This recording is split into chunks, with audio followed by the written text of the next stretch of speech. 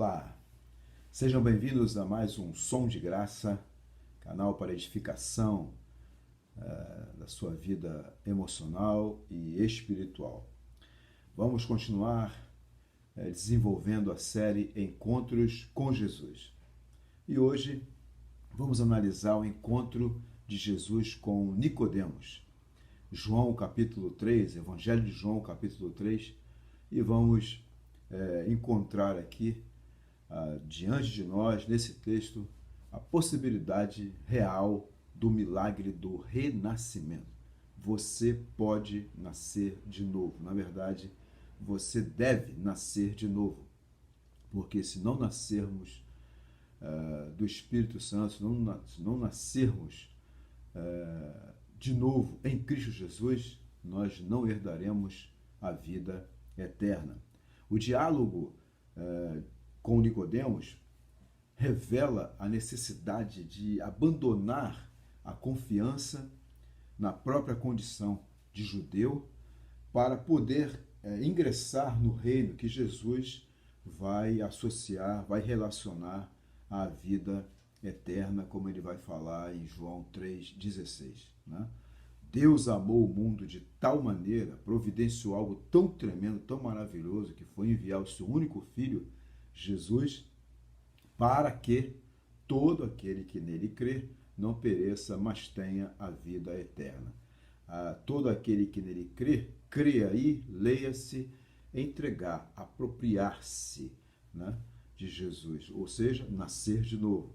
Quem nasce de novo experimenta a vida eterna. E aí, nessa conversa com Nicodemos, Jesus vai falar o seguinte para ele, João capítulo 3, versículo 5 e 6, ninguém pode entrar no reino de Deus se não nascer da água e do Espírito. O que nasce da carne é carne, mas o que nasce do Espírito é Espírito. Portanto, Jesus deixa claro que seguir a Jesus, segui-lo, né, não é o mesmo que seguir um mestre de moral, uma ideologia, uma escola de conhecimento. Também não é o mesmo que seguir um reformador social. Ou seja, em português bem claro, Jesus não quer ser um grande teórico, né? Ensinar o que fazer, o que deixar de fazer, como viver, ou no que acreditar. Não, não é isso. Seguir a Jesus implica uma experiência de transcendência.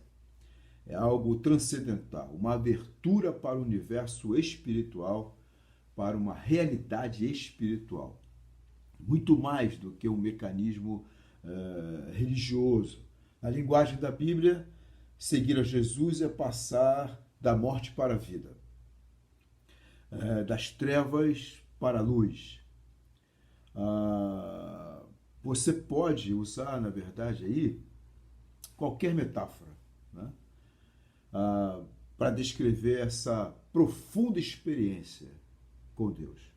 Lembramos de Isaías capítulo 6, aquele encontro tremendo de Isaías com o Senhor, uma experiência tremenda ali, né, e uma experiência de novo nascimento.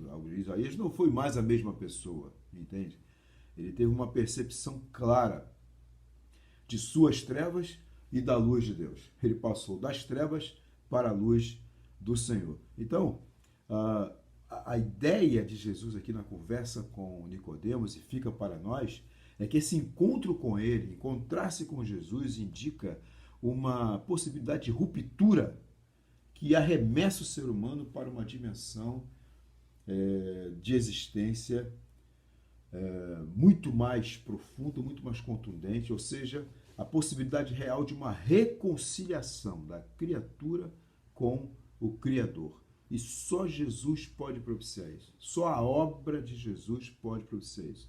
Jesus usou a figura de nascer de novo, né? Nascer outra vez, ou renascimento, né? Assim como temos nosso nascimento físico, biológico, chamado por Jesus de nascer da carne e da água, temos também o novo nascimento espiritual.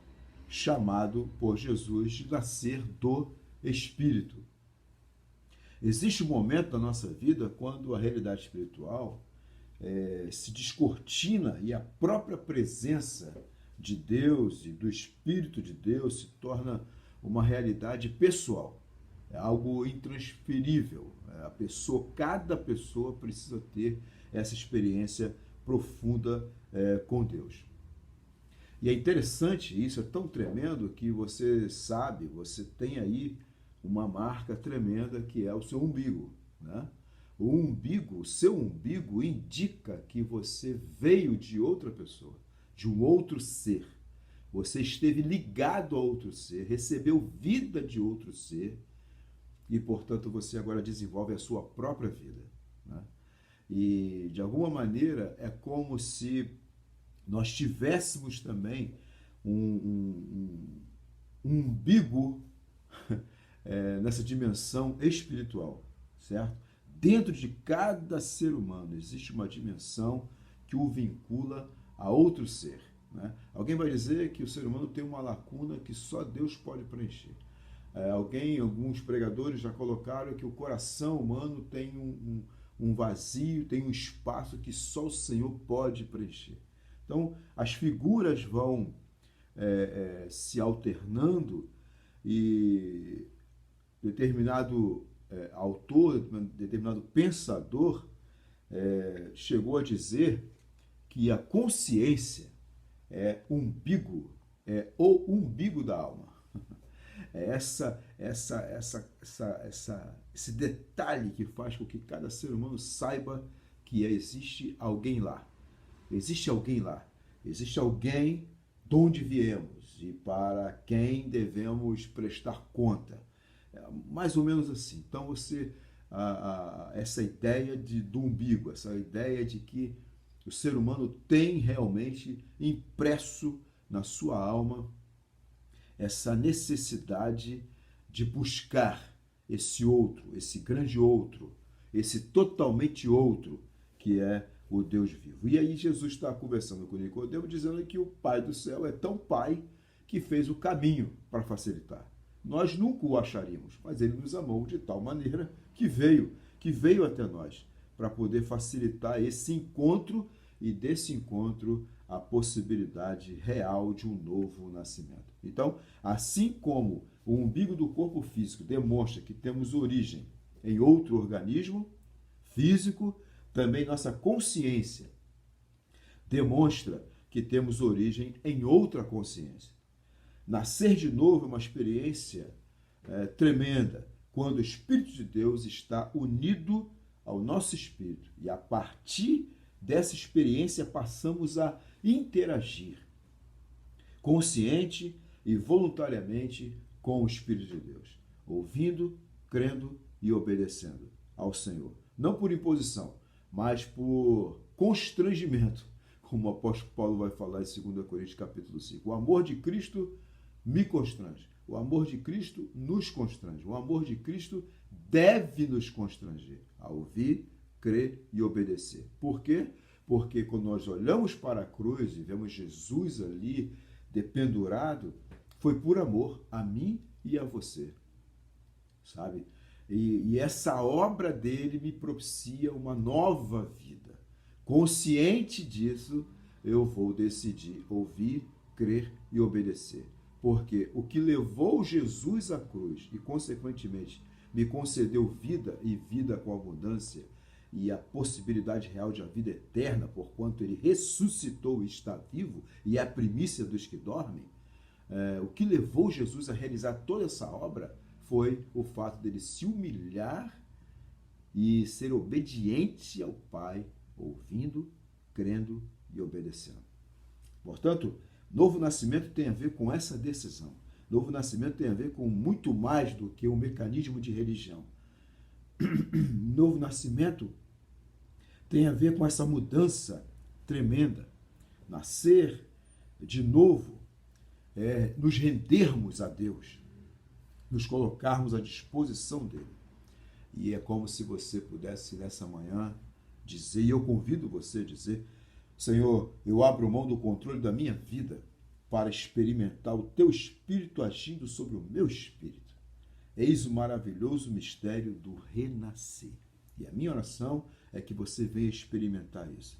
Deus, o nosso Pai, proporcionou a possibilidade do novo nascimento com um propósito. Propósito de que nós parecêssemos com o Filho dele, né? Como está em Romanos capítulo 8, Paulo vai falar sobre isso. Ele vai dizer que sabemos que Deus age em todas as coisas para o bem daqueles que amam a Deus, dos que foram chamados de acordo com o seu propósito, pois aqueles que de antemão conheceu, também os predestinou para serem conformes à imagem de seu Filho, a fim de que ele seja o primogênito entre muitos irmãos. Eita, textozinho mal interpretado, muitas das vezes. Essas poucas palavras do apóstolo Paulo são tão conhecidas quanto mal compreendidas, na maioria das vezes. O senso comum cita esse trecho como uma promessa, que lembra clichês do tipo, quando Deus fecha uma porta, abre outra. Deus escreve certo por linhas tortas, né? Deus faz coisas ruins se transformam em coisas boas. E as pessoas acreditam, a maioria das pessoas acreditam que todas as coisas cooperam para o bem daqueles que amam a Deus. Quer dizer que quando acontece alguma coisa ruim é porque secretamente Deus está trabalhando para que algo melhor aconteça. Isso pode até ser, essas ideias e essas frases, essas colocações podem ser verdadeiras. A questão é que o texto de Romanos 8, 28 e 29 não fala sobre isso. Paulo não está falando sobre isso. E é importante nós atentarmos para o que a palavra está dizendo, para que você não interprete de maneira equivocada, assimile uma ideia, um conceito, uma visão, um princípio que não está na palavra e em algum momento você entrar em crise e depois se sentir decepcionado com Deus, como se Deus tivesse te prometido alguma coisa e não cumpriu. Portanto, vamos com calma. Olhe bem direitinho para o texto. Essas coisas todas que o Senhor, que Paulo está sinalizando aqui, né? E primeiro que todas essas coisas contribuem, né? Então a questão que é muito importante perceber é o seguinte: todas essas coisas que em última instância vão contribuir para o propósito de Deus, e aí nós vamos ver qual é o propósito de Deus. No primeiro momento, em primeira instância, às vezes não tem cara nenhuma de que vai contribuir com nada para o nosso desenvolvimento, para a nossa edificação e para o propósito, né? Efetivamente aí, edificação, nosso crescimento. O propósito de Deus está no versículo 29, que nós pareçamos com o Filho de Deus. Paulo está dizendo que todas as coisas cooperam para o bem das pessoas que foram chamadas segundo o propósito de Deus. E qual é o propósito de Deus ao chamar essas pessoas, a nos chamar?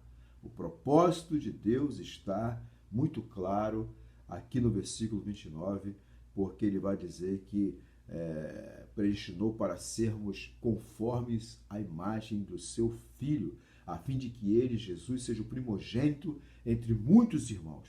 Paulo está afirmando que o propósito de Deus é nos transformar segundo a imagem de Jesus. Isso é o significado de discipulado. Seguir a Jesus é andar com ele de tal maneira, numa intimidade tremenda, num relacionamento com ele, aproveitando os encontros com ele, aprendendo dele, perscrutando a ele através da palavra de Deus, de tal maneira que o Espírito Santo nos conduza no processo de santificação, no desenvolvimento do fruto do Espírito, até que alcancemos a estatura do varão perfeito. Esse é o propósito do Senhor. Deus não quer fazer que a nossa vida seja mais confortável. Não é essa a promessa dele. Até porque Jesus disse, no mundo tereis aflições. Portanto, existem seres humanos que vão passar por essa terra passando por muitos percalços, dificuldades, crises, lutas, e que, de repente, se for falado para ela que a coisa vai melhorar, é complicado isso. Nem sempre melhora. Mas a questão não é essa. A questão é que o mundo está do jeito que está, O sofrimento acontece e é real por conta de uma consequência, e a grande bênção, a grande mensagem desse encontro de Jesus com Nicodemos é que o nosso Deus não nos deixou abandonados e veio para passar conosco por esse caos, por essa crise toda, e ainda nos dar a possibilidade de nascermos de novo, de resolvermos esse imbróglio humano, transformando a nossa vida e dia após dia, após o nascimento, o novo nascimento, após o encontro com Jesus, após sermos justificados pela fé, o Espírito Santo sela a gente, vem para a gente, nos toma e ele nos dá essa possibilidade da regeneração, da transformação a cada dia, até que pareçamos com o Filho dele. O propósito de Deus é a nossa transformação. Cada ser humano, conforme a imagem de seu Filho Jesus, Deus quer ser pai de muitos irmãos, de uma família grandiosa. E o primeiro passo para essa obra é renascimento, é nascer de novo. Por isso o diálogo, a conversa de Jesus com Nicodemos foi contundente. Agora, notai bem, uma conversa tremenda, um discurso tremendo, recheado de conteúdo teológico com uma pessoa. Olha aí um princípio bíblico. Nosso Deus não nos vê como uma massa de manobra. Ele está olhando para você, hoje, agora, aqui, nesse momento, olhando para você e querendo que você se encontre com o Filho dele.